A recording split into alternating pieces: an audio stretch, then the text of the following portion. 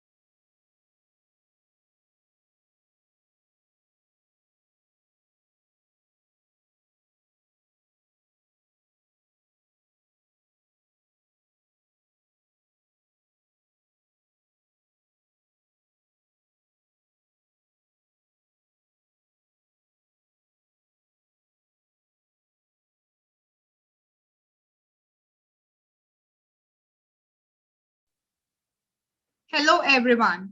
I welcome you all to this free webinar on Omixlogic Summer Research Fellowship. Today, we have a few speakers who will be sharing about the data science in biology and the research fellowship opportunities. We hope that this will help some of you see a path for yourself and ask any questions you might have to learn more about the fellowship and Omixlogic resources in the chat box. So let's start with the introduction about us. We are a US-based bioinformatics company who are working with the multiple academic and commercial collaborators to develop easy-to-use analytical tools, and our mission is to make bioinformatics more accessible. We are doing this by providing training and tools that help people make discoveries using next-generation sequencing and other types of high-throughput data. We see this as a result of accelerated pace of biological data generation and availability of next-generation sequencing technologies throughout the different locations in the world and widespread appreciation of the accuracy and details that such data can provide us. My name is Sonalika Ray, and I'm the Omixlogic Community Manager. I'm responsible for daily interaction with thousands of users that are a part of a bioinformatics community managed by Pine Biotech. Omixlogic research-based training programs are a result of close collaboration between Pine Biotech and an innovative big data analytics company based in the US and numerous academic institutions that have participated in content evaluation, curriculum review, and project design. As a result, the Omixlogic programs have been thoroughly tested around the world and are known to lead to excellent outcomes for students with minimal bioinformatics background, including biology and biomedical studies majors, as well as faculty interested in bioinformatics, data science, and biomedical research. I'm honored to have been working with a team that collectively has an amazing experience in this area, including the other co-founders of the company, Dr. Alfred Tauber, who comes from a medical background with expertise in oncology, immunology, and biochemistry of information. He has a long-standing recognition for his generous support of many international projects and research activities. One of these projects is the establishment of the Tauber Bioinformatics Research Center, which has been at the core of what we do. Dr. Leonard Brodsky is the director of the Tauber Bioinformatics Research Center and is an expert in bioinformatics and biostatistics. He has numerous publications on bioinformatics, and over the course of his career, he has developed multiple novel algorithmic approaches to biomedical data analysis. These have been widely used in basic and translational research in biotechnology, pharmaceutical R&D, agriculture, and basic research. What we will discuss today and throughout this program is a result of hard work by some of the people mentioned here on the left. Julia Panner, who is an expert bioinformatician and helped prepare many of the materials we will use. Avi Titevsky, who is a computer scientist and leads the development of T-Bioinfo platform that we will use to carry out our research project. And I will also be introducing our team members in India in the next few slides. Omixlogic is an international program that is running in 5 different regions with over 10,000 users around the world. Due to the fast growth, our team is working with local and regional coordinators that are helping refine local program logistics and leverage our online training program resources, adapting them to the needs of students and researchers around the world.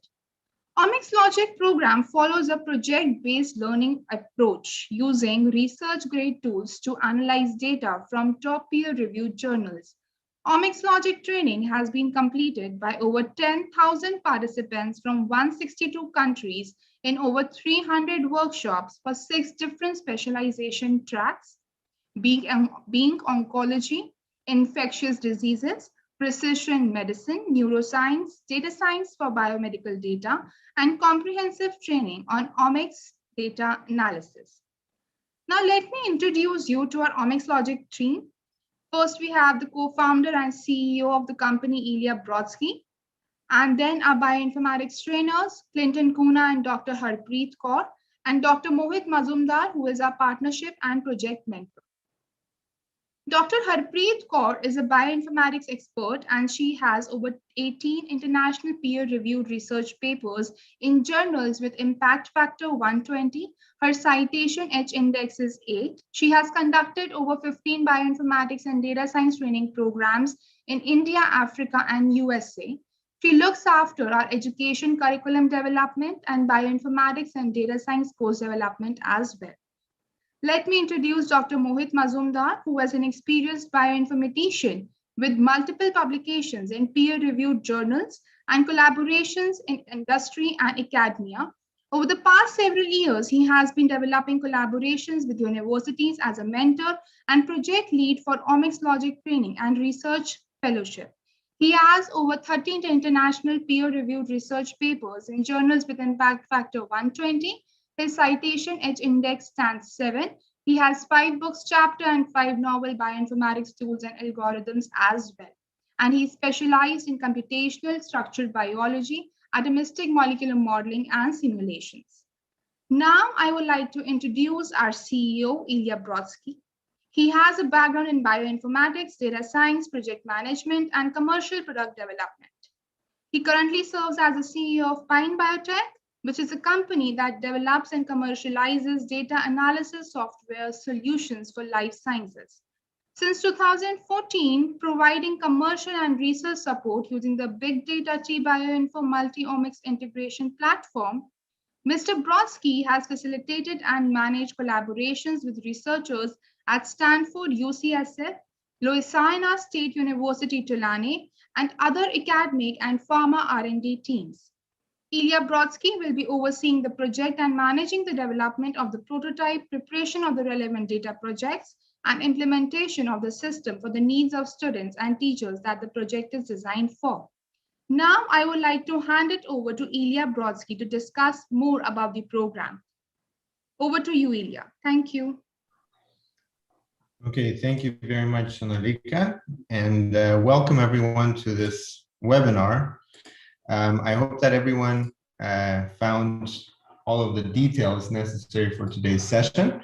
And what I will do in my part of the presentation is speak a little bit about why we are doing what we are doing, then what is the research fellowship program all about, and how you will be able to benefit from different resources that we have prepared for this program, and how you can gain access to the resources that we will discuss. So again, thank you, Sonalika, for the introduction. I'll briefly go over some of the similar things that Sonalika already mentioned, but I want to specify why we are doing what we are doing first, and talk about how the team members that we have in our team will be able to help you develop research projects over the summer. So the background of our company is that we started as the technology transfer company, started from this bioinformatics research center that is focused on developing of novel algorithms to process and integrate multi-omics data. And so what our team does is leverages the same tools and develops training resources to support research projects and apply the different methods that are being developed at the center, as well as the other methods that are being tested and benchmarked to a variety of different biomedical research projects.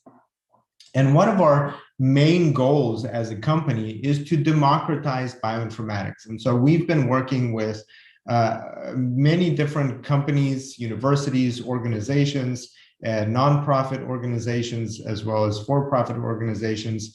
And the goal is really to make bioinformatics more accessible, because what we have discovered is that many students, as well as faculty and researchers coming from a life science background, do not have enough resources and training to translate research questions into data science problem statements and into a bioinformatics workflow. And so what we've been doing with a number of these partners is developing examples and case studies around different types of data and different types of challenges that arise with that data, so that students and faculty can effectively address those using bioinformatics tools. And so that's how this Omixlogic Bioinformatics training curriculum was born. We essentially developed it addressing this need of growing amounts of data and limited opportunities for people around the world to be able to easily access that data using relevant tools. And so we developed regional offices with an office in India that serves many different universities there. Starting in January 2019, we've conducted many different online and in-person workshops and programs. We also recently established an office in Africa, where we have a regional team based out of Nigeria, So I see many of you here have joined us from Africa, so welcome to all of you as well. There we are growing the impact of the program by offering these programs together with our collaborators and analyzing the data to be addressing the different types of needs that are unique to this region and developing projects that are relevant to people in Africa as well. And of course, in the US, we have the privilege of working with a number of partners, including one of our main collaborations with the Louisiana Biomedical Research Network, as well as Georgetown University, where we have programs for students that apply for biomedical research projects and for medical studies as well. And so as a result of these collaborations, we've seen a number of students and faculty work together on impactful and translational projects. And so we're excited to bring this opportunity to you all online as well. And so what we are doing with this curriculum and with support elements that I will discuss here briefly, we are trying to enable teams of students and independent students to develop impactful and competitive research projects, leveraging big data sets, mentorships, and expert feedback so that those projects are more competitive. And so the way that this process starts is really from training. And so before we jump into the research part of this program, I want to briefly mention what this training is all about. So Narika, do we have the poll ready? Yes, Ilya, we have it ready. Okay, so before we go on, I wanted to make sure that we know who is present in this session today. And so we told you a little bit about our team. So Nalika, please launch the poll. If you could please take a few moments of your time and answer some of these questions that will be popping up on the screen in just a second. Okay, so, okay, can we launch the poll? So my first question is, what is your educational background? Please let us understand from which educational background you are.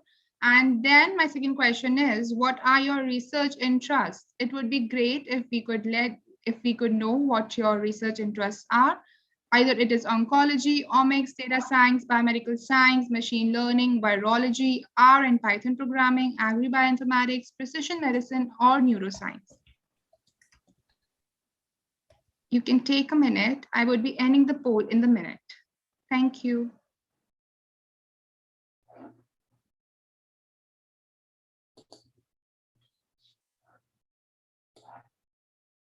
Okay, so can everybody see the poll?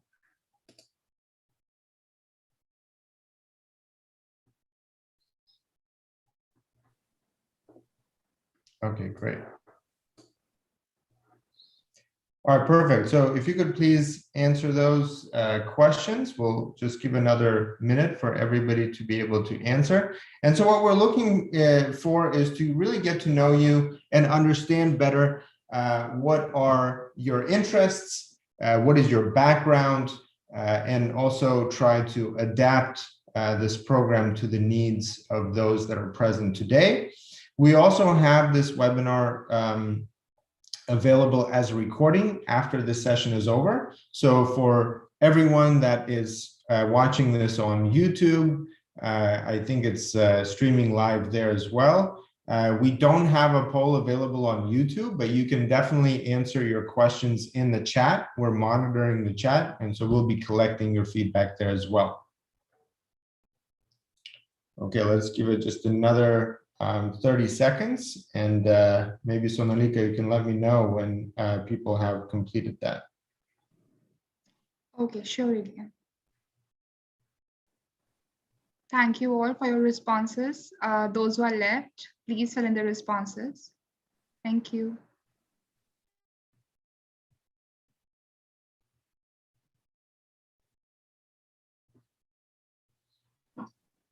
Okay, so again, thank you for the responses. Maybe we can keep it on just for a few more seconds, but let me tell you briefly what is the objective of the first stage of this program. So as was mentioned, we're talking here about the research fellowship. We'll get to the research part later, but first let me explain how the basic training works.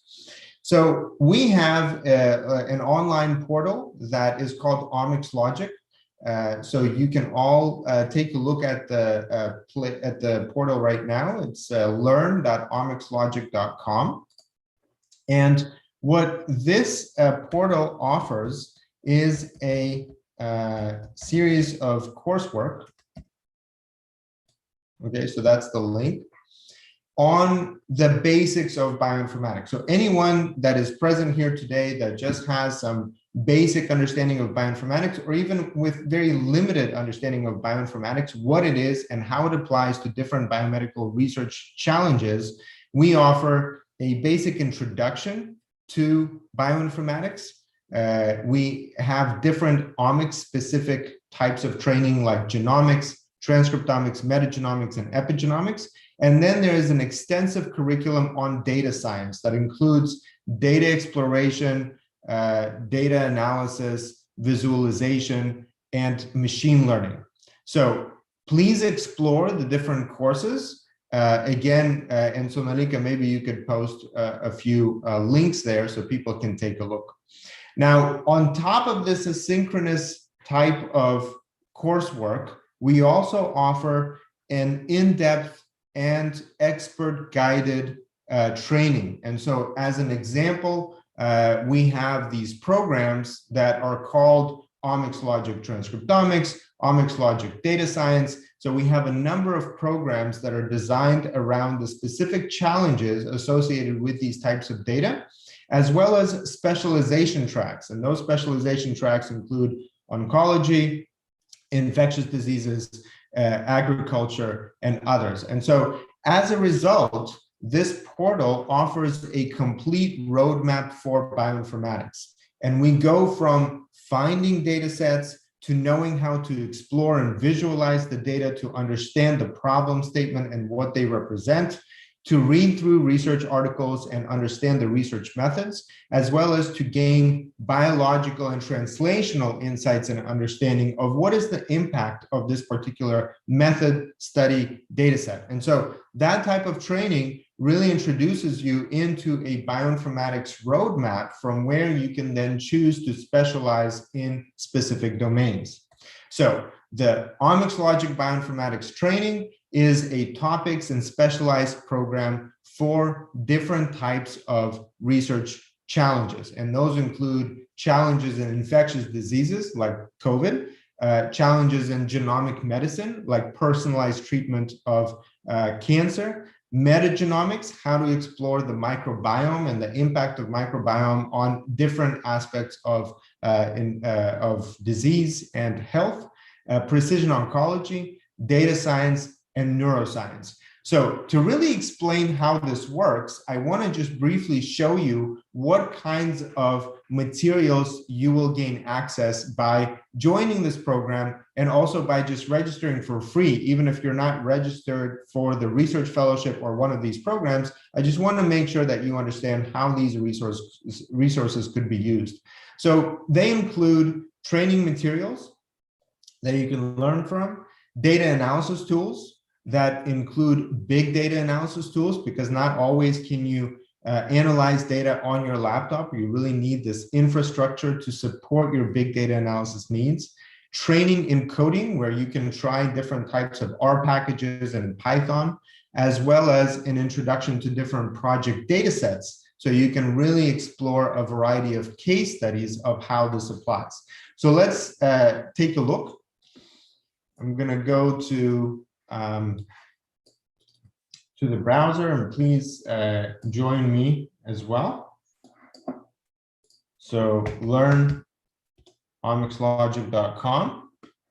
And please do let me know if you're already registered. Maybe you could put yes or no in the chat box if you're registered. All right, excellent, thank you.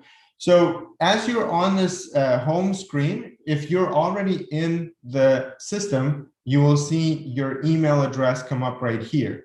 So for those of you that are not yet registered, this is free registration. So really no obligation. This is just to explore. But you can see here how some of these resources are organized, and they are specific to different types of applications: oncology, infectious diseases, neuroscience, agriculture.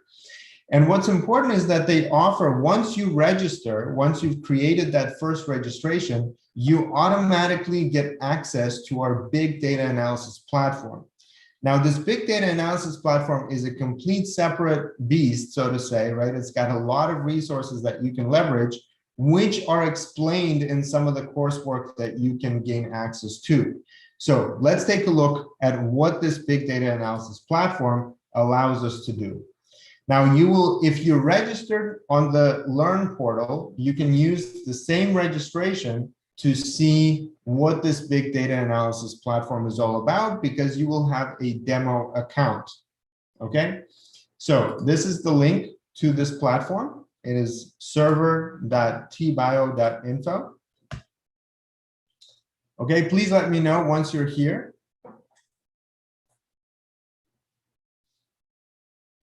Okay, so again, log in, use the same login, same email and password that you created there. You should be able to register here. And we'll take a look at just one example. So here we have different types of omics data types: next generation sequencing data, mass spec, structural biology, as well as data integration and modeling. So some of you might be already familiar with this, right? One of the biggest challenges that so many data sets are available, but they contain thousands of samples, gigabytes of data. You have to download them on your computer. Most of the time, you can't even do anything with them because they just require terabytes of space. And so this is a cloud-based platform that allows you to eliminate that challenge. You can just simply go online, upload your data directly from NCBI or from an FTP link, and process that data. And so that's one of the amazing things that are available on this platform. So let's take a look at one example. Here we have a demo of how this platform works. So you first of all start by selecting one of the demos.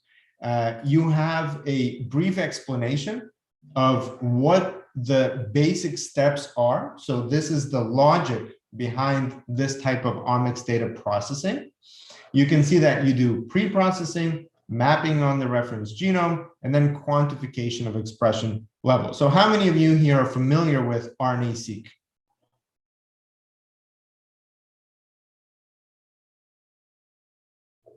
Is anyone here familiar? Okay, so I see Kanak Valley. Okay, Lee. All right, great. So, all right, great. So you will probably already recognize many of the steps that are mentioned here. And what you can do is not worry about the organization of these steps in a logical workflow, because the system is guided by artificial intelligence to suggest the right type of next step based on the data type and your objective. Okay, so if you are just coming from a theoretical background, you kind of know what is going on, but you don't know how practically it works, this is exactly what you can use. So remember, the first step was pre-processing. So we'll select Trim-O-Matic, which is designed to trim the reads and clean up our source data. Then we can eliminate the bridge amplification, because sequencing includes PCR amplification that is a little bit biased towards some sequences and higher expressed genes. Then we can choose between a number of different methods for mapping on the full genome or the transcriptome. So we'll just choose a quicker version, mapping on the transcriptome.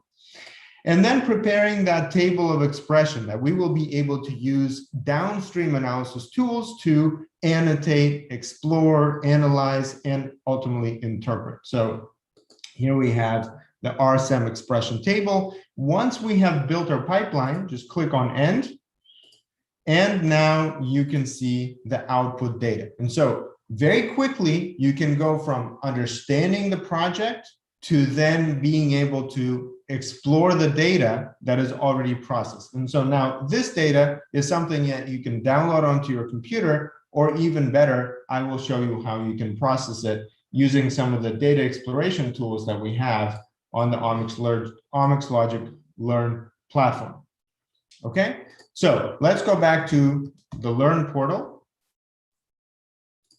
And I'll show you the next example. So here we built our table of expression, right? So in the table of expression, we prepared a full table of gene expression for something like tens of samples, okay? So here, if you can search R, and we're going to go into this introduction to data science in R, okay? Because the next step after you've prepared your data, now you can load the data, visualize it, perform different types of statistical analysis, explore your data with dimensionality reduction, perform differential gene expression, and use all kinds of downstream methods. So here, I'll just show you a brief example of how this would work. Again, this is for those that created a free account. You should be able to access most of these courses. And what we'll do is we'll go right here into dimensionality reduction, because one of the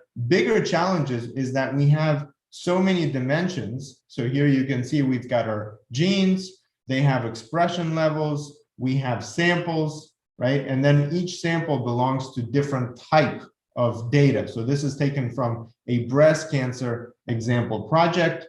And as you complete the introduction, you then have this video that explains what the code is all about, explains the syntax of the code, so you understand how you load the data and prepare your principal component analysis object, which later on you can visualize, because R is a object-oriented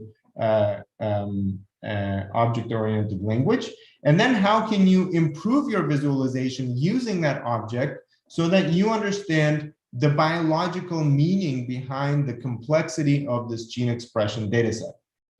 Now, importantly, you can actually practice this right here in the browser. So again, you have this explanation, but you also have these blocks of code, okay? And this code actually comes with a challenge, okay? So for example, you can't just run this code, but you can go to a basic plot, right? So here I'm going to just run the code that's already available, okay? And I get some basic outputs. So the basic outputs include some basic plots.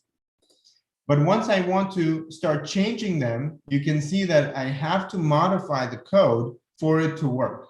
Okay, why? The reason is because I need to start reading through the syntax and identifying the specific types of steps that I need to make so that this code works. So let's briefly do this together. You can see right table, I have it right here. I need to create a table. So I'm just going to copy this from right here. And I have making the plot from the previous step. So how do we actually make the plot from the previous step? Okay, right here, we need to make the plot from the previous step. So by looking through the code and understanding the code, I can actually make this code work. Okay, what didn't work here? Let's make sure that all the syntax is true. This. Okay, the reason is I don't have input file. Okay.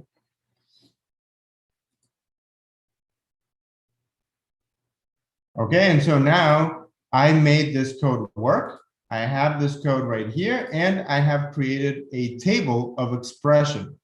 Okay, and so now I can analyze the table of expression in a transform format, so I know what it means. Okay, so because this process is something that we've tested on thousands of users, we have developed a whole system that goes from this kind of basic training all the way into a project that you can now analyze in the context of a biological problem.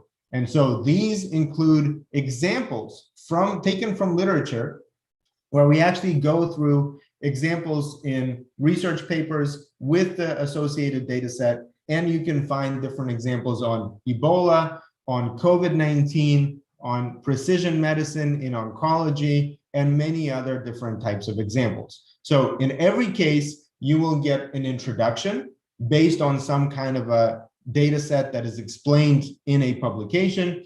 You get different types of methods being explained, and then some challenges that you can try and go through by yourself. Now, in many cases, we try to break down every step so that it's very clear what the logic is behind the analysis and not get bogged down by the technical details, so eliminating the need for comprehensive technical training before you can actually start a project of your own. And so what's important is that we have this platform that allows big data processing, different types of statistical methods, regression and factor analysis, machine learning, multi-omics integration, and biological interpretation. As a result, as we mentioned, now we are going to talk about this fellowship. So who is the fellowship for? The fellowship is for those that have completed the basic training. They already understand how bioinformatics is used, and now they can apply what they have learned to a project of their own. So how many of you here have come to this webinar to learn about how to join the research fellowship?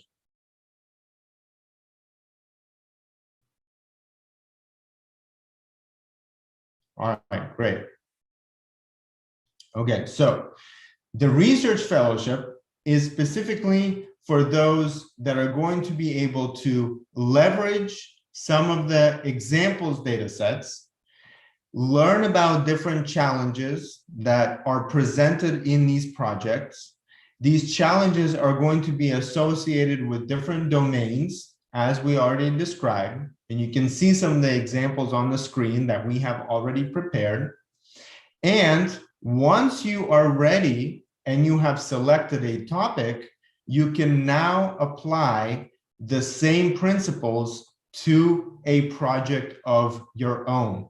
And so you can either join the training, and I will pass it on to Dr. Mohit Mazumdar after my part of the presentation so that he can explain what kinds of programs are going to be coming up that you can gain access to expert guided training, to asynchronous coursework, and the research support that we offer. But for those of you that are done with your training and have already completed your basic training, now you can go for an independent project. And so that's where this Omixlogic Research Fellowship comes in. So let me briefly tell you what is the Research Fellowship and how does it actually work. So the Research Fellowship is organized into 3 different parts. First, we have an introduction so that you can review and refresh your understanding of different types of bioinformatics methods, but it's going to be brief. The important thing is that as a part of this program, you will gain access to a variety of programs that we have going on during the summer so that you can get that training. Next, there's a process of evaluating the proposal, the project proposal. I'll talk about how challenging and how to address that challenge of selecting a good topic and finding a good data set. So during that time, once you have the evaluation step, you're really working on developing a research proposal to also understand the experimental design of how the data was prepared, and making sure that the question that you have is actually competitive and important and significant, and you will end up with an impactful project at the end, right? So it's refinement of that research question that you have. And then you have also practical aspects so that you actually conduct the different research analysis methods, you apply them to your data, you find the insights through identifying specific patterns in the data, and then you have to go for biological interpretation. So in this process, you will have weekly progress reports that you have to submit to your mentor. You have a Slack channel where you can interact with the mentor, experts, as well as additional people that are going to be present, okay? And those of you that feel that you need training, we will talk about training here in a few minutes. But for the research fellowship, once you join, we will actually go through this process with a weekly review, and you will hear today from some of our research fellows on how they went through this process as well. So the first step, obviously, is to collect data, right? And so we will introduce you to different data sources where you can find big data on almost any topic. So many of you are probably familiar with NCBI. NCBI has millions of data sets that you can find on a huge variety of topics. And so, for example, many research data sets are available on SARS-CoV-2, right? Literally every paper that comes out has an associated data set that anyone can go in and explore. And so what we just did with that PCA for cell lines, you can just take a data set from Geo, download it, or even directly use it from NCBI and see some patterns. For example, here we have some pattern of separation based on gene expression between ACE2 overexpression in patients with asthma and with COVID-19. So you can see the difference between those two conditions. And so the obvious challenge when you are faced with millions of data sets that you could potentially access is how to choose that specific topic for your project. And so here we will provide you with some training so that you understand how to select an impactful topic, how to select a topic that is reasonable, and also how to make sure that that topic has significant data that you can analyze during your research fellowship. Then you will go through a process of literature review. So you'll get to review articles that are either primary research articles, review articles, systematic review articles, and you'll get to explore different types of problem statements, questions, and data sets that experts have already gone through. And the important part is that you will be able to define from a very general problem statement, like I want to apply my bioinformatics skills to infectious diseases, to select a very specific hypothesis or a question based on your literature review, identifying gaps and unanswered questions, and then defining your own question and hypothesis. So as a result, you will end up with a very competitive project proposal that you can actually start working on. And so then you will develop comprehension and analysis skills by going through these research articles, understanding the methodology. You will be able to investigate the problem in depth and understand what challenges are there. And then we will go to actually writing, editing, and preparing the project for submission. And so what we've done on our side, and you will see this from some of our research fellows that will present today, how this step-by-step process actually enables you to come out with a project that leverages big data, applies advanced and sophisticated methods, and then comes out as a research study that you can present and share with others. So once your data set is ready and you've defined your question, you will process your data. And so as I showed you, there's this training that will allow you to leverage these big data analysis tools and identify signal. You will be able to leverage different types of scripting methods and analysis methods to define what that pattern is that you want to focus on. Perform in-depth analysis in a variety of applications, from gene expression data to drug resistance and structural biology data, population genetics and others, biological interpretation like pathway analysis and others, and then start working on completing that project. And so what could be the outcome of the research fellowship? So first of all, we follow the same process that you would follow if you were preparing a research poster presentation. So as you probably know, many students start with a research poster to develop their project and get some feedback.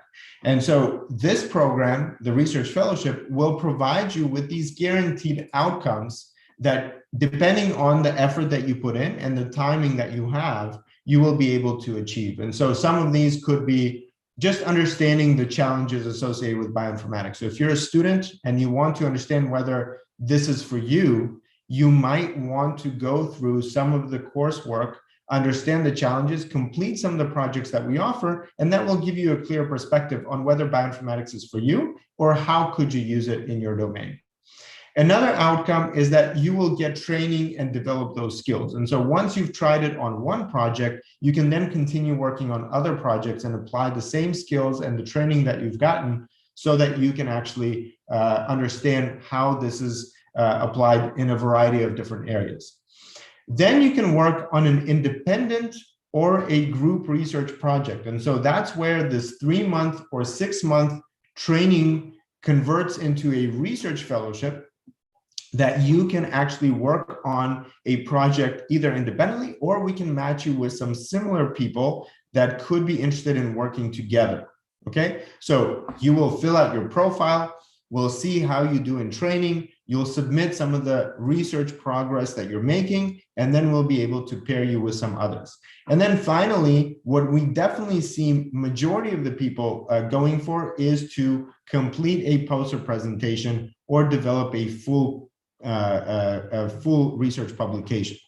So at this point, I want to invite a couple of our research fellows that are going to share just a few words about their experience in the research fellowship so that you can see what they went through and how this process developed for them. So Sonalika, if you could please make sure that they are ready to share their slides. And as we're waiting for them to share this, I want to ask and address some of the questions that are in the chat. Okay, so let's go through these questions, and Sonanika, please let me know when the next research fellow is ready. Okay, so is it possible to go for 3 or 6 months? Yes, we will address the questions of registration just a little bit. What is the pricing? We will go through the pricing again in a little bit. We also have some, so there's not really a price to the research project itself. There's a whole program that you can register for, and that gives you access to the mentorship, gives you the access to the experts that will provide you with feedback on your project, and also gives you access to the training and the big data analysis tools. Okay, so just so that everybody can see how to actually register, I'm going to just share a link here real quick. So if you go to the top right here and you click on research, okay, right here, this is where you complete the registration. Okay, so if you're interested in the fellowship program, this is where you go. This is where you complete the registration. If you have questions about pricing, this is the pricing. You can switch between 3 and 6 months, and then you'll be able to choose which option is best for you. If you're interested in a scholarship and you come from a low-income country or you have a special need, there's also a scholarship process that we have that you can use to apply for a scholarship. We only will give a number of scholarships, so the earlier you apply, the better. Mohit and Sonalika, are you here? Yes, Ilya. So I would like to invite Dr. Anita first to share her Noguchi research program, and then might be we can start with our research fellows. Would that work? Yes, that would be great. But could you please put the links here? People are asking in the chat. So yeah, let's go with Anita, and please address some of those questions in the chat. Thank you.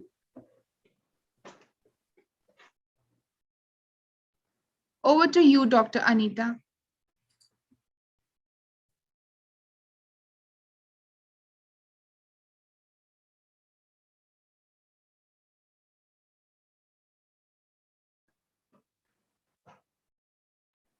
Okay, so I think she's not audible right now. So Supanta, can you please you just need to unmute her, Sonalika. She can't unmute herself. You need to give her the permission to unmute. So you go to her profile. You're the host, so you have to do it. Okay. So good afternoon, good morning, wherever you find yourself. My name is Anita Gansa, and I work at the Noguchi Memorial Institute for Medical Research in Ghana. And I don't have any slides to give you, but just to share with you what we've been doing with the Pine Bio program the past 6 months to, in terms of research training in bioinformatics for infectious diseases. So Noguchi Memorial Institute, it's a biomedical research center in Ghana. It's part of the University of Ghana. And one of our key mandates is to conduct biomedical research to inform public health policies. So malaria, as you know, is very important. Is a very important public health concern in sub-Saharan Africa. And that is my core area of research. So as a team, we approach the PINE group. What we normally do is to look at resistance to malaria parasites. Why these malaria parasites become resistant to the anti-malarial drugs that our malaria control programs administer. And we advise these policymakers on the circulating malaria parasites and why the drugs are not working and the need to change drugs. Not only do we look at drug resistance, we are also interested in interventions like vaccines. So if, for instance, a vaccine is being introduced, we are interested in looking at the effect of these vaccines on the circulating malaria population in order to see why this vaccine is not so efficacious. Why is it more efficacious in this region compared to other regions? And we are also interested in understanding the mechanisms underlying either resistance or the efficacy of a vaccine. And so this is something we've been doing for a while. Now we approached PINE Group to support us to strengthen our bioinformatics, still with the objective of informing the public health policies as we've been doing.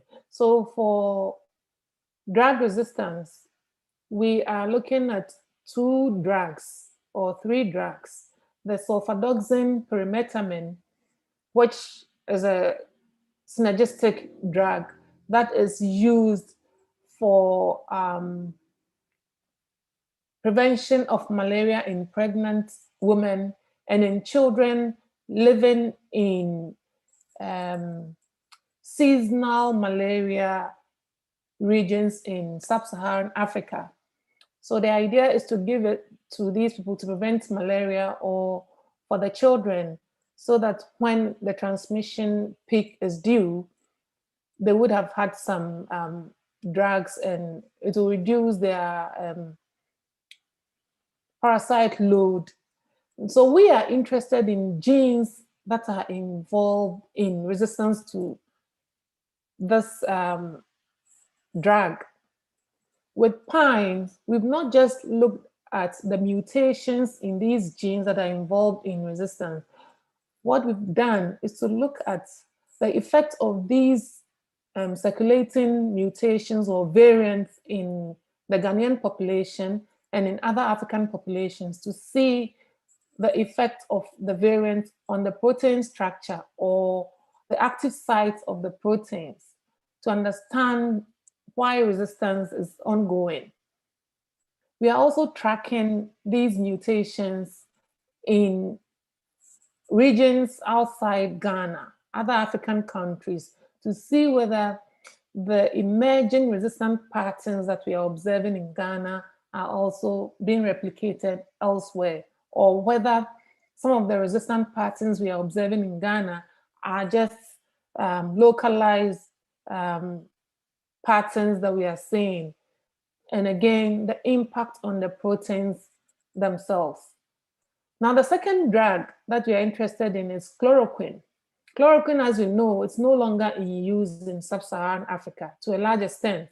However, we are tracking the re-expansion of chloroquine-sensitive parasites. So it was stopped because the parasites had developed so much resistance to this drug that there was no need using it. But when we left this intervention for a while, we see that there is the re-expansion of the sensitive parasites. And this is very important for us to track. One, to see how chloroquine can be reused either as a single dose for prevention of malaria or in combination with other drugs. Now, the second reason why we are interested in chloroquine is that some of the currently being used drugs, currently we are using artemisinin in combination with other drugs like amodiaquine and lumefantrine. Now, the re-emerging chloroquine sensitive parasites may also cause resistance to these partner drugs. So it's important to monitor mutations in these genes that are involved in chloroquine resistance, not only to track the re-expansion of chloroquine sensitive parasites, but also to see the effect of these sensitive parasites on the drugs that we are currently using.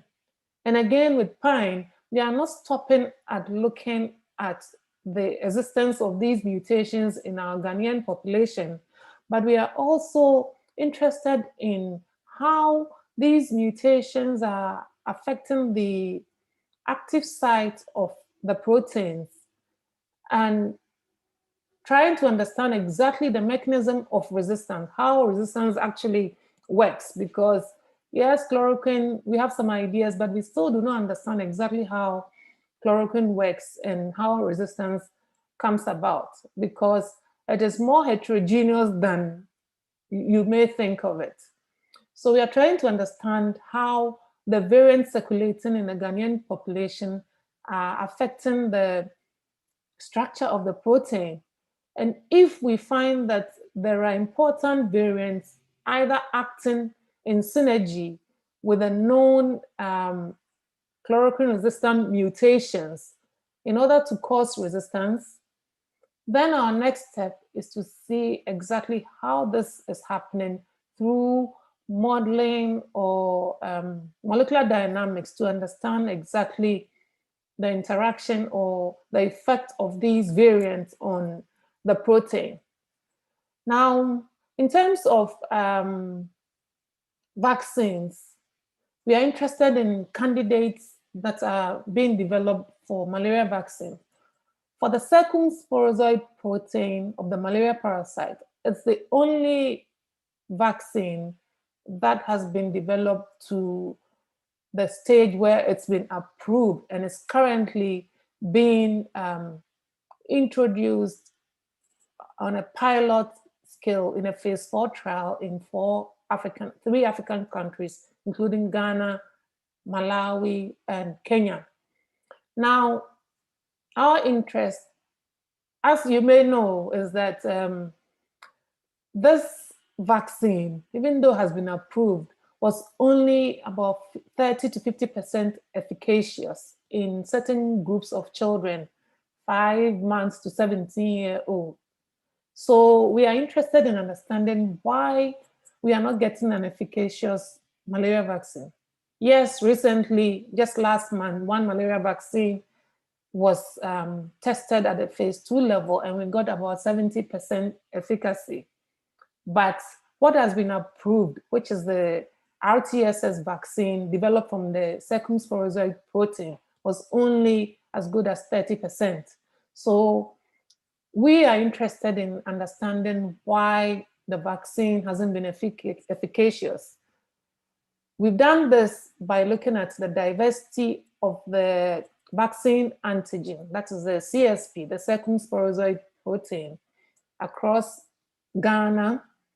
And we can see that the epitope or the gene is so diverse in Ghana, and there is within region diversity, and there is no way such a vaccine will give us even the 30% efficacy that we are expecting, we are not expecting to see the same in different regions of Ghana. We are also interested in looking at how these circulating variants, again, affect the function of the antigen, how it is affecting the T cell epitopes, and the reason why the vaccine is not efficacious. And lately with COVID-19, we've also developed interest in understanding why we seem to have less mortality in sub-Saharan Africa, and even the severity of COVID-19 is not as severe as in the Western world, comparing the cases to sub-Saharan Africa and in Ghana particularly. So with PINE, we are developing a program, or what we call the COVID Malaria Initiative, to understand what is happening. We have hypothesized that repeated infections with malaria parasites might have sustained our immune system such that people are able to handle COVID. Even though you may be infected with a virus, you're able to handle it better than people living in the Western world. We are aware of factors such as the age grouping for death from COVID in the Western world. We know that we tend to have a younger population in sub-Saharan Africa. We are aware of environmental or socioeconomic factors that may influence COVID-19 disease, but we think that immune responses to malaria might have contributed. So we are looking at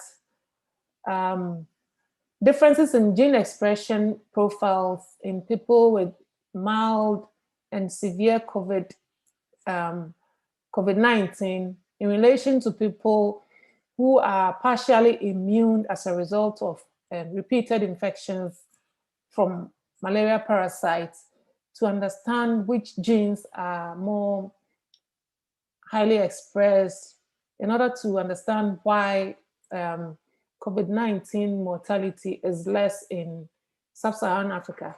We are also interested in looking at the differences in cytokine responses between people who are partially immune as a result of repeated malaria infections compared to COVID-19 cases. And also, we are interested in immune response cells that are involved in these two diseases, all in the bid to understand why COVID-19 mortality is much higher in the Western world compared to sub-Saharan Africa. We, as a group, have tapped on in the genomics studies that Pine Biotech has conducted, and we are also looking at the transcriptomics to undertake these projects, and it's been a very, very good experience, and I would encourage a lot of you to partake, especially in this program. So thank you very much. Thank you, Thank you so Anita. much. And I just want to also mention that Anita and her group are from the Noguchi Memorial Institute for Medical Research. If anyone from Ghana is interested to understand how exactly this worked for her group and her students, I'm sure that you can reach out to us and we will connect you with her.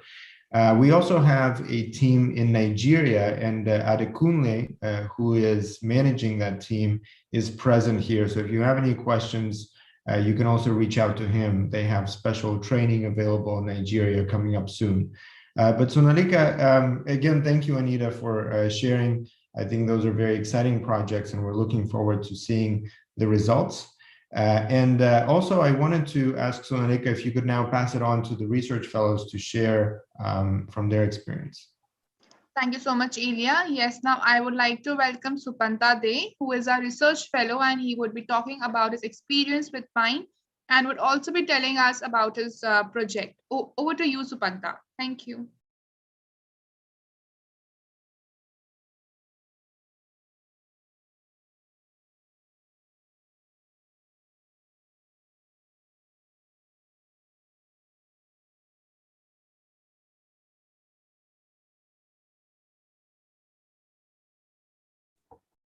Yes, hello, sorry, just a second. So I guess everyone can see me. So this is me, Shupantu De, student of genetic engineering and biotechnology at University of Dhaka. So I have currently been in a research fellowship program in Omixlogic Bioinformatics. Dr. Harpreet Kaur Madam has been my supervisor. So today I'm going to discuss my journey and how mentors and this internship helped me to gain knowledge and idea about developing a project and what I did. So what did I do actually? Well, first of all courses and projects I or you who are going to do this research fellowship will gain access to after enrolling. Well, they will guide you and they will be super helpful and they will be fun. I remember for the first time, I didn't feel bored when I studied and went through these courses all day. The knowledge you gain from these courses and projects will help you to do works for the research project later on. And also these projects will guide you in various courses, as Dr. Ella already said, like in transcriptomics or genomics, and in any, and you can also do the projects you will feel interested into. Also, apart from using bioinformatic tools, I was also exposed to the world of programming of data science and bioinformatics. It was a nice experience when you realize you can visualize your dataset with R and you can do lots of analysis. One thing that is not mentioned in here today, that is, you will know some cool people and make friends around when you do this project. For example, I did make some good friends who are undergraduate as me. I came to know people who are senior researchers or pursuing PhD. It is very helpful when you get this exposure. I think I talked enough about why I love it here. I'll give you a short summary of my work. So this is the research question I choose. So this is the one, how the third dose of malaria RTSS is one vaccine is associated with controlled inflammation and increased protection. So before going further, I want to tell you how I came to this research question.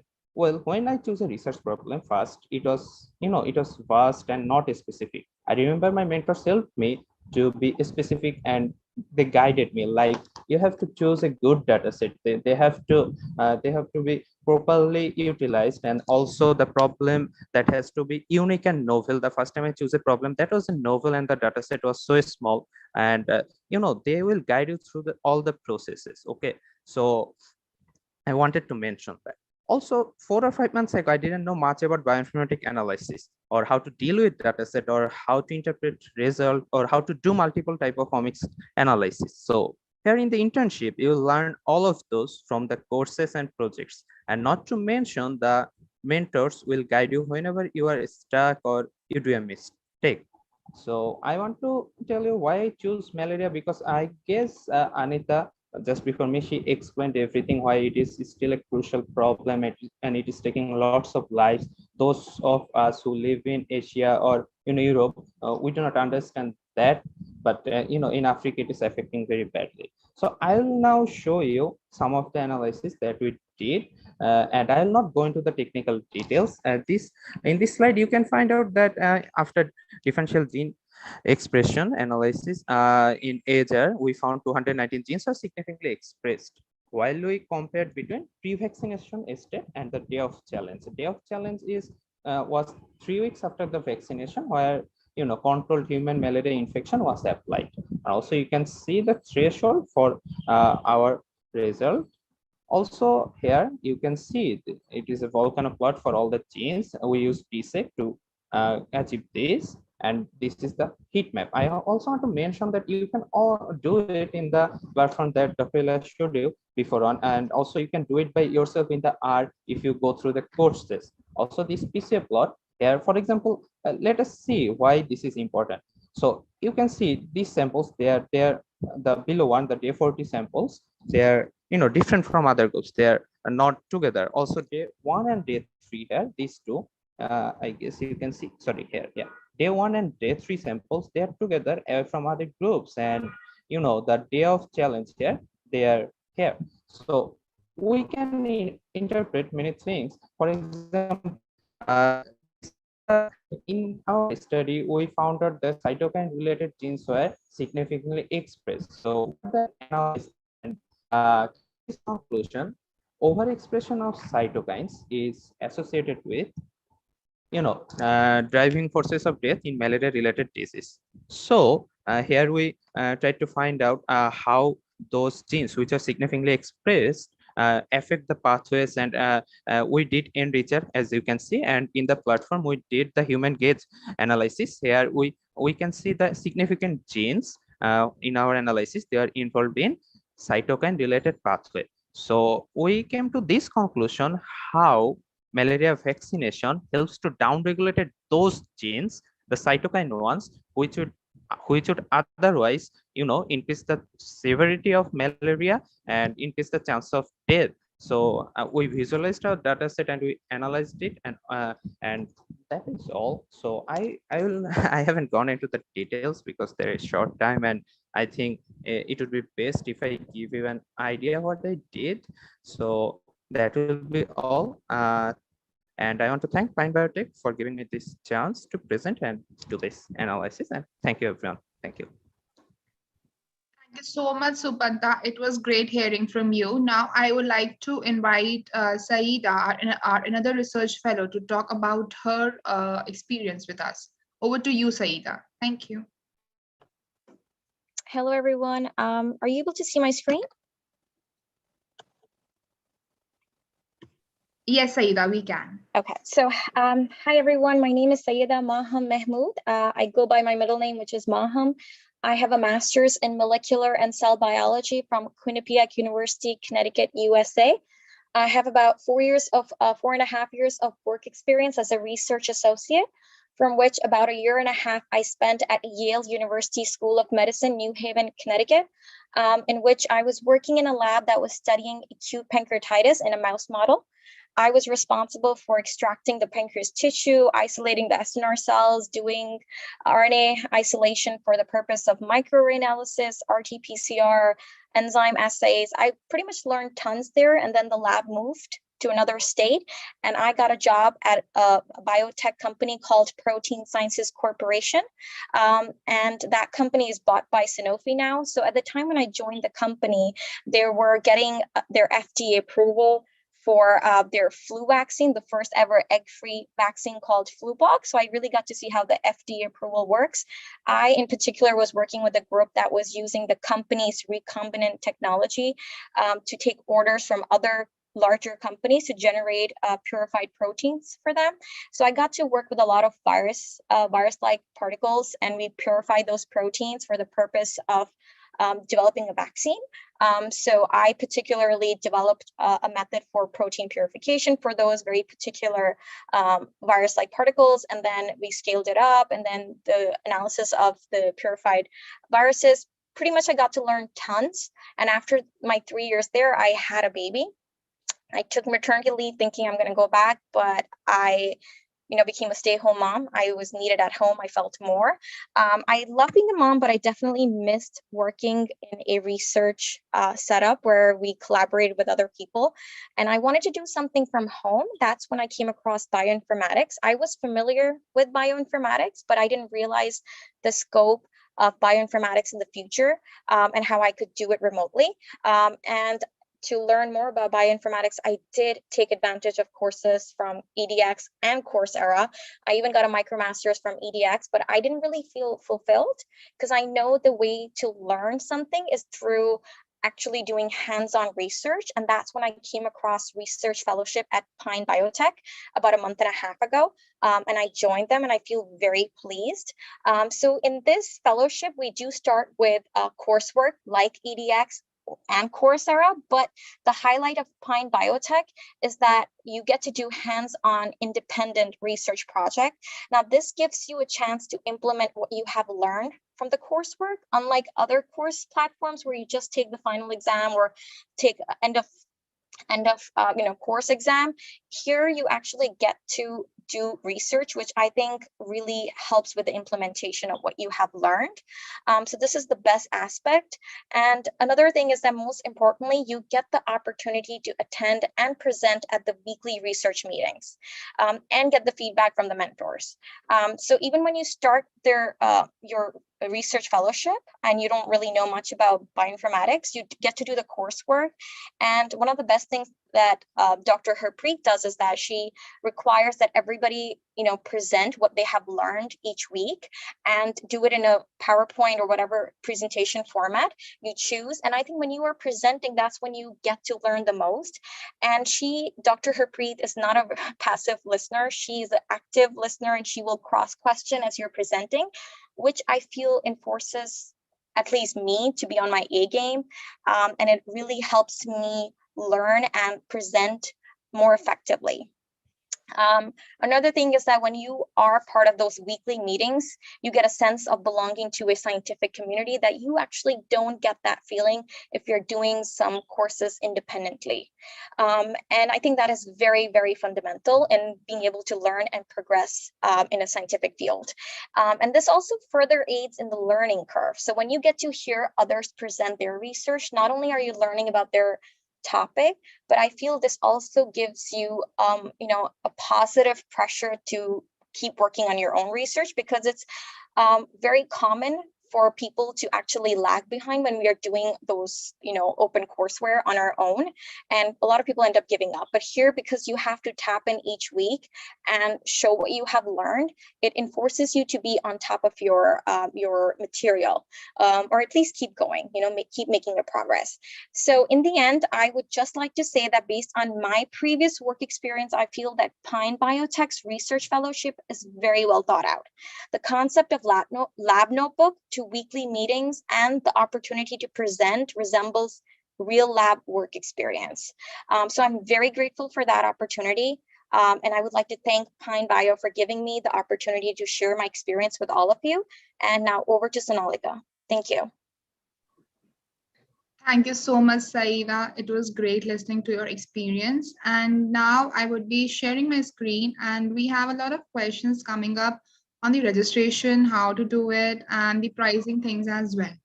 So first of all, those who have not signed up to our Omixlogic Learn portal, please, you can go there and sign up. And there was one question in the chat box that can we take up one of the courses as the sample courses before taking any sort of training? So yes, you can go to this courses thing on the on our portal, and this courses column has got all the courses enlisted here, and you can just simply sign up and take up any course of your research interest, and that's the way we can move ahead. So there are few courses which have modules which are starred modules, and to get the access to those particular starred modules, you need to take up the membership. Those who are interested to take the membership for the start modules, they can mail me at marketing@pine.bio, and I'll explain it to them about different sorts of memberships we have. And then is our research fellowship program blog. So if you have any sort of doubts regarding the enrollment, what would be covered, what would be the process, and you want to see and learn from our research fellows project as well, like what they have done, so you can simply go to this blog and have a look at all the details. And also we have the research projects uploaded here by our previous research fellows. So you can get an idea of how do we work and what quality of work is produced, right? And yes, so you can look out for the registration as well here and what the outcomes would be, the time slots and things. Now, if you talk about the the registration and the proceedings. So we have this 3 months program and then we have the 6 months program. And the costs for both the programs are different. Now, I don't want people who are researchers, but they can't afford this. I really understand that because of the situation, the pandemic situation has hit everyone badly, and we really understand, and we don't want it to affect our research. And also, we really care for people who are very passionate for research, and that's why we have this research scholarship thing with us. So you can simply go to the research scholarship page and register yourself here. And while you register yourself here, you would have to submit a research scholarship form where you have to upload your CV and answer a few questions we have asked about you, and also give us the references of your, it could be of faculty. And then we can set up a meeting. And yes, we would give good scholarships to the researchers who are really passionate for research, right? And to register yourself for the program, you have to go to the research fellowship program page and register yourself here. Now, there were many queries I got in the mail that you were facing problem in registering yourself. So people who face problem, they can probably reload the page and then register and try. Still, if the problem persists, you can anytime mail me and I'll be there to help you out with that. Also, I wanted to tell you that you can follow us on the social, that is on Facebook. We are by the name of Pine Biotech. So follow us there so that you stay updated with all the courses and trainings we would be having. And on LinkedIn, we are there by the name of Omixlogic Machine Learning Biomedical Data Mining page. And also we are there by Omixlogic and Pine Biotech. And on Instagram, we are there by Informatics Pine.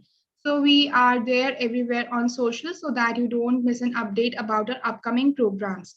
And now I would like to also answer one of the questions which was there, what all things would be covered in the research fellowship program. So a research fellowship program is actually a power back program where we would be giving the access to all the courses, and then we have monthly trainings in different sorts of fields.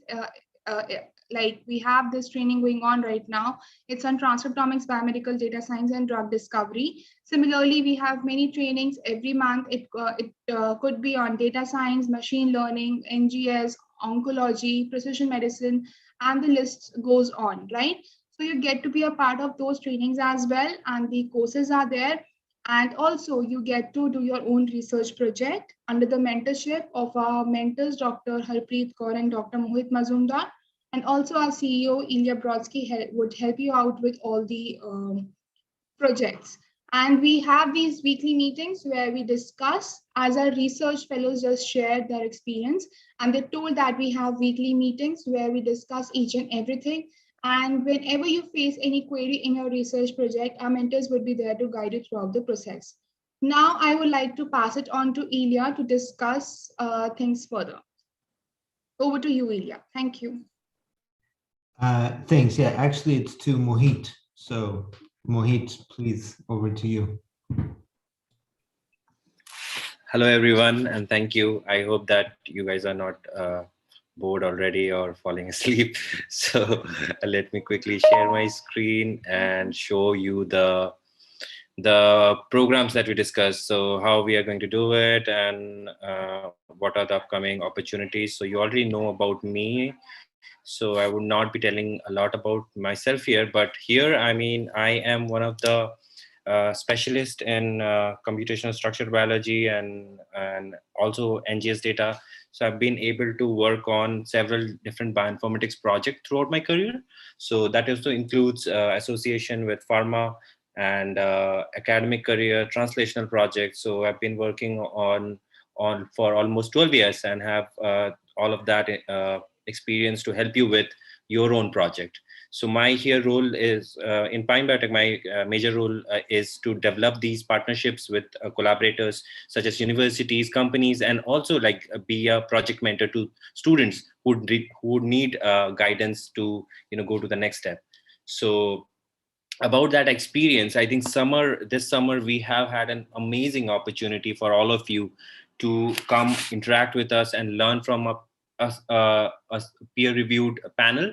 So let me tell you more about the upcoming programs and how there could be a possibility for you to now work on your coursework, like Ilya, like Harpreet, like Sonalika, Ilya, and all of us have been talking about that. Start your basic training or start your project right now, so that you can be future ready, and you can be also utilizing the upcoming resources in June, and especially in the month of June and July. So we have this ongoing program with FABA Academy, which is a special wing under FABA organization that focuses on grooming of students of university nationwide and make them ready for industry and academia. So to help with the awareness and to contribute this summer, we are bringing these unique opportunities for students and researchers to join the research fellowship program and get feedback from an elite team of industry and academy experts and mentors to learn and apply data-driven research for drug discovery. So let me just quickly introduce you some of these researchers and scientists and mentors and CEOs who would be helping you out throughout this time. So in the lower panel, we have Dr. Ajit Kamath. He has a 25 years plus experience on preclinical drug discovery, and his work was primarily at Pfizer, which is Pfizer R&D in USA. Next, we have Dr. Chuck Ramesha. So he has a background in drug discovery, high throughput screening, biochemistry, pharmacology. So for 25 years, he's been working with Roche and Syntex, and Dr. Ramesha led a laboratory that conduct research focused on identification and characterization of drug targets, drug candidates for multiple disease targets. So a lot of experience there working on several pharma projects and also drug discovery pipeline. So other than that, we have Dr. Uday Saxena. He's a co-founder of a startup biotech called Renigen Innovation. He has published more than 60 papers and have a lot of 28 patents to be specific. So he serves as a review member for many of the panels, and he's also a mentor. So he'll be also guiding students there. Dr. Rama Reddy here is a former scientist and founder of Aragon Pharmaceuticals. And he was one of the scientists at Aragon Pharmaceuticals, which is now bought by Pfizer San Diego. So now Dr. Reddy is working on bioinformatics, chemi informatics, and computational chemistry. And one of his work at Pfizer led to, there were several clinical candidates with which he has worked with, like cancer, but one of the FDA approved drug for AIDS, which had his work, was Viracept. So also we have Puneet Kakkar. Puneet Kakkar is a drug discovery scientist working in Accenture, India.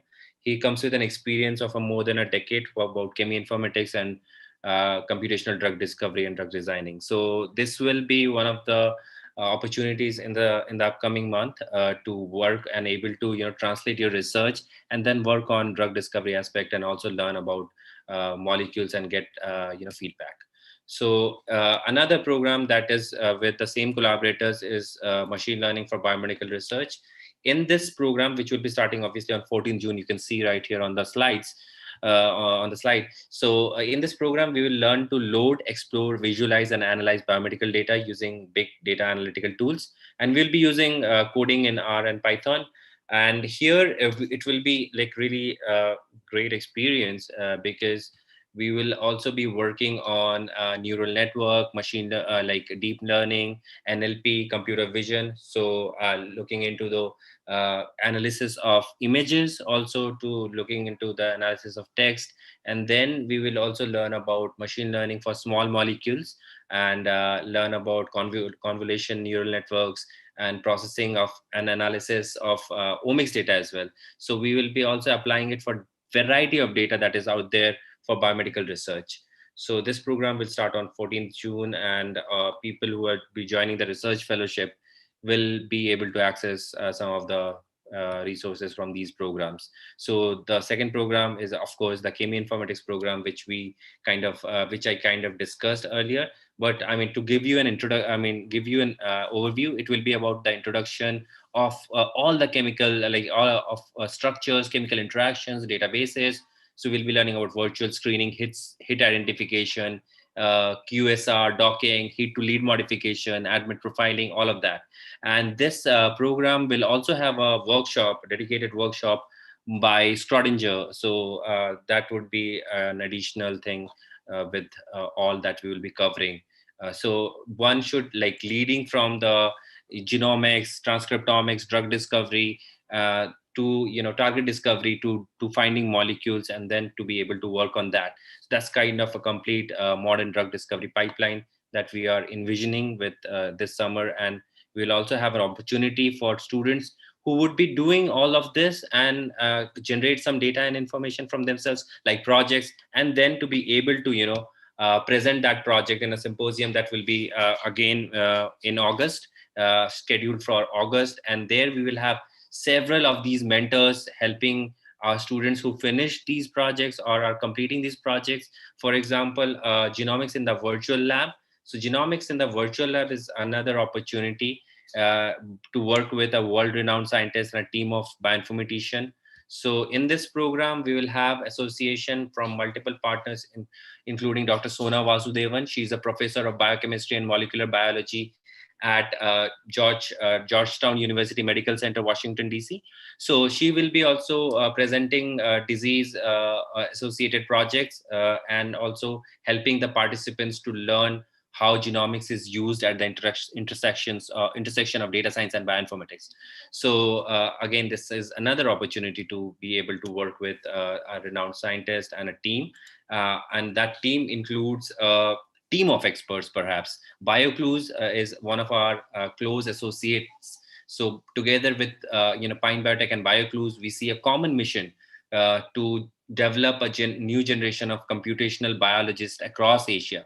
So a group of bioinformaticians, top scientists and researchers from BioClues will also be helping students and mentor bioinformatics projects on agriculture, neuroscience, oncology, immunology, and other topics. So all those opportunities will be available for you in the summer to work with us and get guidance from experts in the field.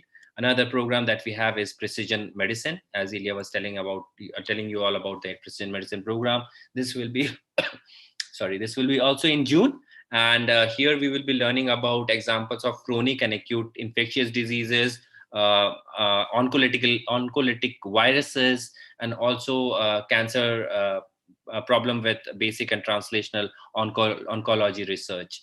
So this program will also be supported by our counterparts in Sri Lanka. So the precision medicine program will be available throughout collaborators and students in Sri Lanka to get to work with this translational team at Nischay. So these are some of the opportunities that are there. And as you are connecting with us and joining the Learn platform and also the social media networks, we will be sharing these informations to you via email and also via all those networks. But if you will be joining the research fellowship program, obviously you'll be getting all those updates and link to the sessions and also resources that will be for this entire summer we have. So this summer would be a great opportunity to work on and develop something and be really proud of it, because at the end of the summer we'll be able to come up and work with students to finish projects, learn different aspects of biological data types, and also to apply machine learning and other important techniques that are really relevant to today's biomedical research and also for academic or any other research. So that's what I wanted to talk to you all about and show you the opportunities that are upcoming. So now I'll just pass it to Sonalika to conclude the session and say goodbye. Dr. Mohit, we have a question that's coming up again, that what is the difference between the 3 months fellowship program and the 6 months fellowship program? Could you please elaborate on that and explain it to them? I thought we can take this question over here to make them understand it in a better way. Absolutely, yeah. I mean, I have been working with several students, and yesterday we got a publication coming up by Semai. And I think Sonalika, if you can share that link with students as well. So our research project is a challenging thing to do. Is a challenging work. So the research projects start from, understanding the basic, getting to learn about the basic understanding of how to learn and apply these technologies such as genomics, transcriptomics, metagenomics, on all those areas. So it depends on your research project. What are you interested in? What is your interest in? So what technologies you will be applying to your research project. So based on that and how the research is progressing, how much time you are able to give. So basically we have this 3-month option and 6-month option. So in 3 months of option, if you are starting from zero, so if you don't have a background, and as many of us have been elaborating and discussing, that you need to go through some of the course material that are there. So if you're going through the course material and then doing a project, it's going to take you time. So I think for those who would want to go through example projects, discuss all of that, understand the application of bioinformatics in different disease types, and then come up with their own project to kind of become prepared and then going for a project, that for those I would like to recommend a 6-month project to be able to come up with a publication or to have like those sort of goals. For people who are joining for 3 months, it depends again on the ability and the time that you are giving to this initiative or this fellowship. So in that case, I think you will have to give more time to finish the project and everything in 3 months, from writing report to maybe writing a draft to doing a video presentation. So we have had several examples where people were able to do it in a very short amount of time, for example, 3 months. But again, that is something which is variable from person to person. So both of the opportunities are there, and if you feel that you have not been able to complete, and you can obviously, there's an option to extend as well. Hope that clarifies the difference between those two. Sonalika. Thank you so much, Dr. Mohit. Are there any more questions for us? So take a minute, and if you have any questions, please ask in the chat box, so we can answer. I do want to mention briefly about this question on how much effort, how much time do you actually need to have to be able to finish a project. I would say that we've done some surveys that people have kind of told us about what did they need to put in to really benefit from the program. So that's why the summer is actually a perfect opportunity to do this, because in the summer, typically people do have the time. A research question is a journey that you can start, but you don't know how to finish. And so you can see people working on their PhDs for years and essentially producing one research project. You can also see people that work, for a couple of weeks and complete a research project. But it depends on so many different factors. It depends on how big is your data set, how complicated is your analysis, how challenging is the question itself. Is it a completely novel question, or is it a question that somebody already answered and you're just refining that answer and maybe finding some new elements to add to that? So I think that, depending on whether you're a PhD student, you're a master's student, bachelor's, even high school students have completed research projects with us in the past.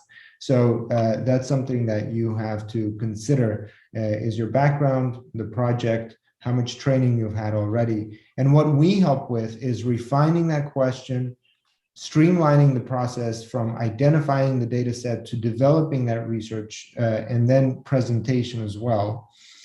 So that you can present it well as well. Now, for those of you that are applying for the scholarships, I'm just seeing the question here.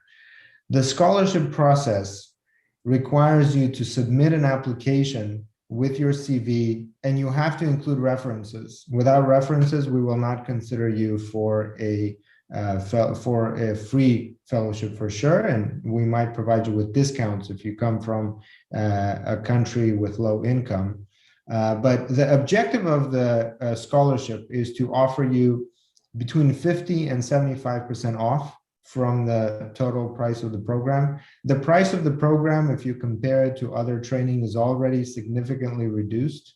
There are training programs like this that cost thousands of US dollars, and it does cost that money because you gain access to so much, including the time of the mentors, including the big data analysis tools. All of these resources are obviously not free, but are supported by our partners that are also excited about making bioinformatics more accessible. If you apply and you do have the references and they can recommend you, we will actually schedule a time to meet with you and then to discuss what the project process is so that they clearly understand what the outcome will be. And we will ask them to actually participate in the August session that Sonalika briefly mentioned, and we will share more information on that in the coming days, where they will be able to judge the outcome of the program and hopefully will understand how that can fit in with the objectives of whatever program you're in at your university. So it's going to require some time before you are confirmed for receiving that discount. Now, that time frame, just so that you have it in mind, is before the beginning of June. So the summer internship is really for 3 months. The fellowship is for 3 months. The objective is over the summer to complete a research project from beginning to the very end, hopefully with a poster presentation, a video presentation, and a submission to a journal. It could be just a preprint, or it could be actually finding a journal and trying to submit it. Now, we don't guarantee that you will get a publication. No one can guarantee that because it's highly dependent on the review process, which in itself sometimes takes years. So, we're not going to promise you a research publication out of this, but a research project for sure. And we know that our methodology works well. If you follow the steps and you can put in the time, that's a very high probability that you will have that outcome. And if you have any other questions about the scholarship, you can email us before submitting the application, and we'd be happy to chat with you and to help you out in that process. Now, I see some people here online that have raised hands in the past. If you do have a question and you want to unmute yourself and ask the question, please go ahead. Just raise your hand and we'll be happy to help you. I did want to also mention that we have a LinkedIn group. You can join the LinkedIn group to connect with all of us, but also to see some of the mentors that we have and see some of the people that are going to be involved here as well. Yes, Rahul.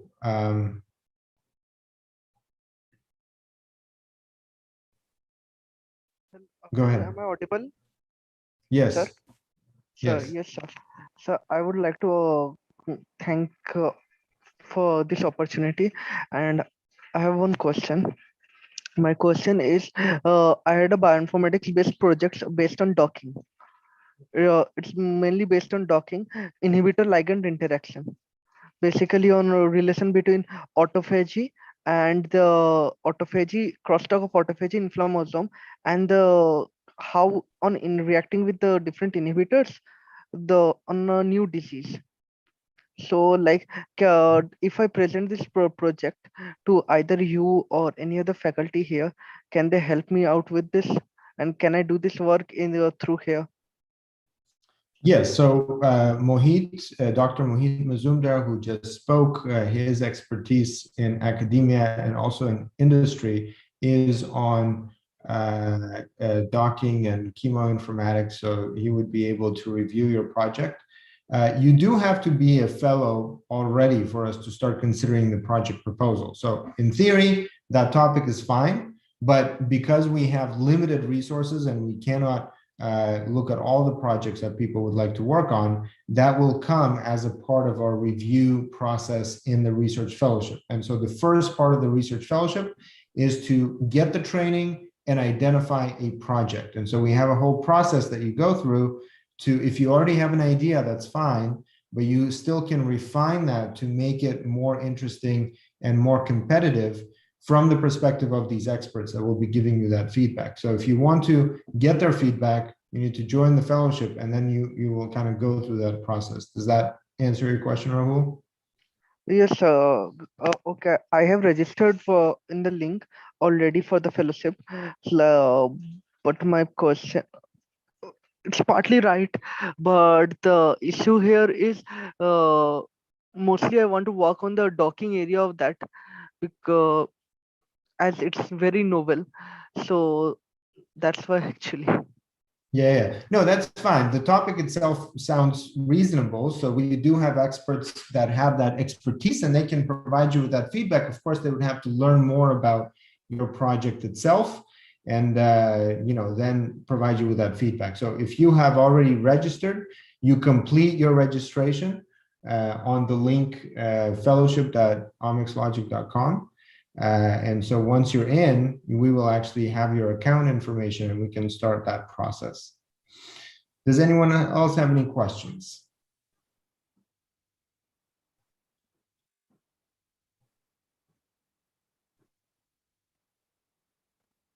Okay, so thank you everyone for joining again today. We'll look forward to interacting with you. The deadline for registration is the end of this month. So if you do want to join for the summer, a lot of exciting mentors are going to be joining. So please complete your registration. Yes, Lee, you need to raise your hand for me to unmute you. Let me find you.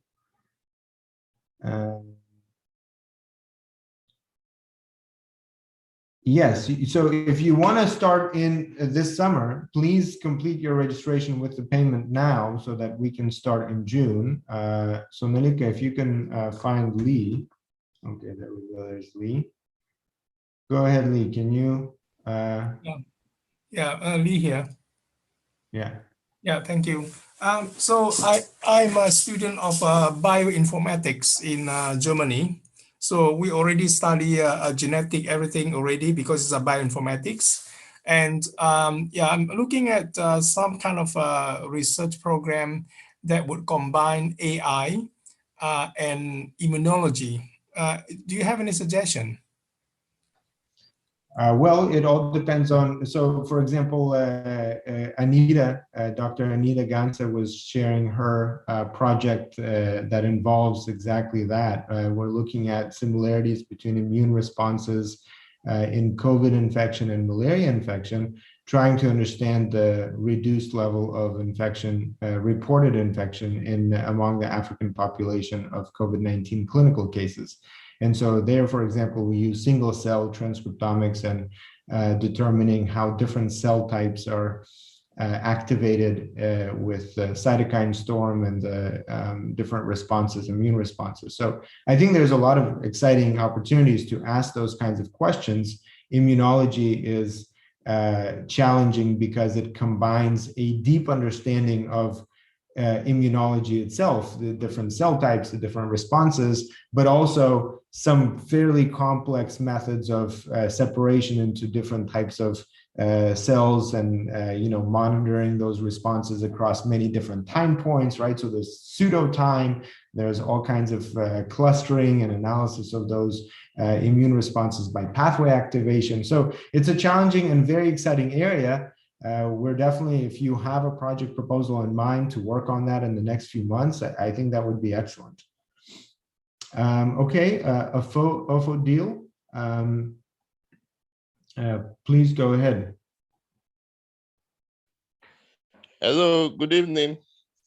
Good evening. Good evening. I'm Ofodil, calling from Nigeria. Please, my question is about, I would like to be partake in the fellowship program, but you talked about getting, if we have to apply for the scholarship, if we can get maybe a percentage reduction, then we have to get referees too. So the referees, what are the classes? Who is supposed to be a referee for you and the rest? Yeah, okay, thank you. So reference, right? So reference, like if you're applying, we are looking for a faculty member. I don't know if you are, currently a student, it could be your PI if you're in a lab, if it's a faculty member that can recommend you that you will essentially complete the project, right? So that's the objective, is to have people recommend that you complete the project. And once you complete that project, that it aligns well with the overall goals of the studies that you are pursuing. So if you're in a degree program, that it aligns with your degree. If it is something that you're doing as a part of your PhD research, that it is aligned with the PhD objective. So that's really the goal. If you're in Nigeria, I would highly recommend that you contact our Nigerian team. You can email them, africa@pine.bio. Maybe Adekunle can share also how to contact him in the chat box. Okay, thank you. So you can email them. There's also a WhatsApp number somewhere in the chat that I saw that you could probably contact them, but they're knowledgeable in that process. Okay, Emmanuel, I see that you raised your hand. Thank you. Emmanuel? Okay, maybe. Okay. All right, great. So Akash, did you want to ask a question? Oh, Emmanuel, yeah, I think you lowered your hand. Let me see, Emmanuel. Go ahead, Emmanuel.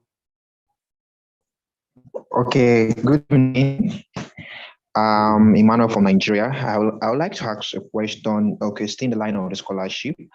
For now, I have a tight schedule. I won't be able to start June. I would love to start October.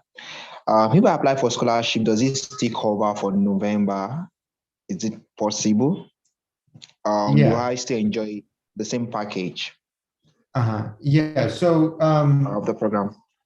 Right. So it's on a rolling basis, right? So this is an independent research program. So you will work on your own project on your own pace. The only choices we really offer you are either 3 months or 6 months. It's up to you. You think you need more time, or you think you want to do it quickly, you decide. The scholarship process takes a little bit of time because, as I mentioned, we first learn about your background and where you are in the research process already. We then reach out to the references. So there are 2 references that you have to submit. And then we coordinate a time to speak with them and with you so that they can understand what you're enrolling for and assure that you can complete the responsibilities, so complete your research project. If we go through those steps and you think that the best time for you to start is in October, I would recommend applying for it maybe in August. Because over the summer, there will be a lot of research projects that we'll be busy with. And if it's only for October, then we can do it by August, I would say, is the time to start. Okay. No, I mean, I would love to start October. So you say, okay, I should register August, right? Yeah. Is it what you're saying? Yes. Okay, thank you so much. Yep. Okay, Akash, let me find you real quick. I've unmuted him. He can speak now. Yes. Yeah, right. Am I audible? Yes. So firstly, I would like to thank your team. You guys are really doing a very good work. You mentioned about your competitor. I don't find any. Your work is pretty top notch, I would say.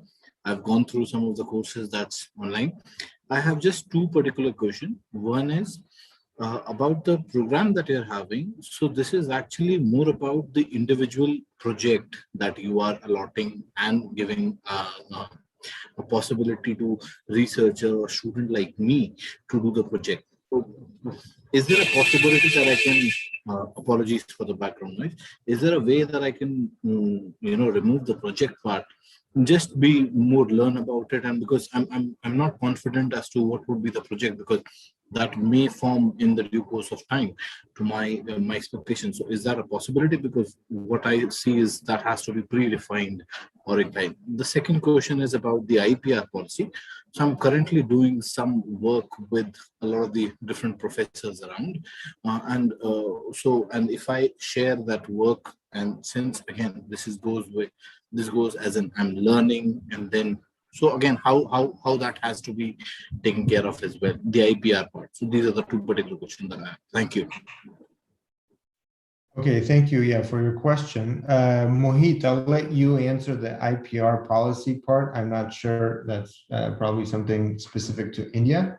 But about the different training programs. So again, we do have the research fellowship, which was the topic of today's webinar, but we have many different training programs. So the training programs are not project-based in the sense that you have to develop a completely independent project. They are based on prepared projects that our team has curated from the public repositories like the National Center for Biotechnology Information, the Cancer Genome Atlas, Malaria Gen, and many other repositories. So you can always go to this link and find these upcoming programs. So I'll just give you an example. We mentioned here a program on data science, so machine learning for biomedical drug discovery. You can join a similar webinar like today's focused on this program by requesting more information. You can see the overview of the program and kind of the schedule of the individual sessions.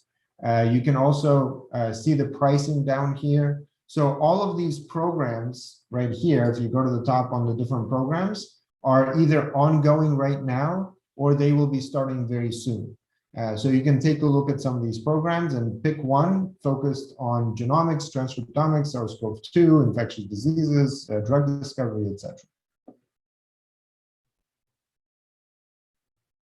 Yes, and when you join the research fellowship, you will have access to a lot of different opportunities to sample different programs, understand which one you're interested in, and also go through the asynchronous training. And that asynchronous training will be suggested to you by our mentor team.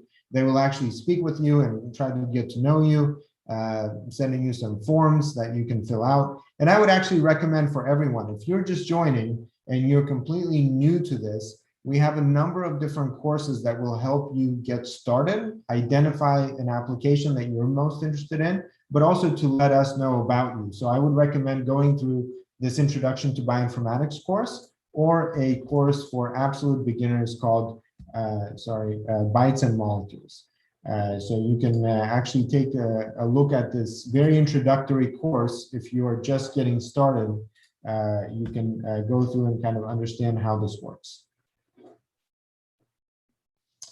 All right, great. So again, thank you everyone for joining. I think we've had a lot of questions. Thank you all the research fellows that joined and shared your feedback. Thank you, Dr. Anita Gansa, for sharing your perspective on the research that you're doing. Sonalika, great presentation today, and Mohit as well. We're excited to see you. We do not provide any jobs. We will have opportunities for a research project with a stipend at the end, but that's only for exceptional students like Supanta. And so if you're interested, you first need to complete the research, independent research on your side, and then we will discuss the opportunities after that. Again, thank you, and we'll see you again soon.